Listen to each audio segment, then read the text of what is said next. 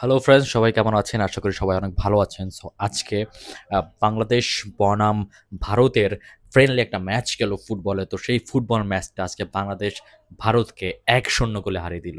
সত্যি এই বিষয়টা খুবই অবিশ্বাস্য। আমি আসলে ভাবতেও পারিনি, কল্পনাতেও আনতে পারিনি যে আজকে বাংলাদেশ ইন্ডিয়াকে হারাতে পারবে। বাংলাদেশ ইন্ডিয়ার সাথে আজকে জিততে পারবে। মানে আমি সত্যি খুব অবাক, সত্যি সারপ্রাইজড হয়েছি যে কি করে সম্ভব যে বাংলাদেশের যে ফুটবল দল প্রতিনিয়ত ইন্ডিয়ার সাথে হারতো, মাঝে, মাঝে ড্র করত। সেই দলটা কি করে আজকে শুরুর দিকে একটা গোল দিয়ে শেষ পর্যন্ত সেই গোলটাকে ধরে রেখে ম্যাচটা জিতে যায়। আমি সত্যি অবিশ্বাস্য।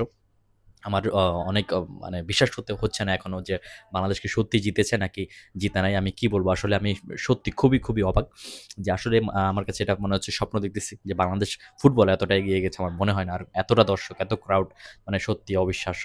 সো আমি বাংলাদেশ ফুটবল টিম যারা রয়েছে, বিশেষ করে হামজার জন্য আমি মনে করি আজকে ম্যাচটা জিতেছে।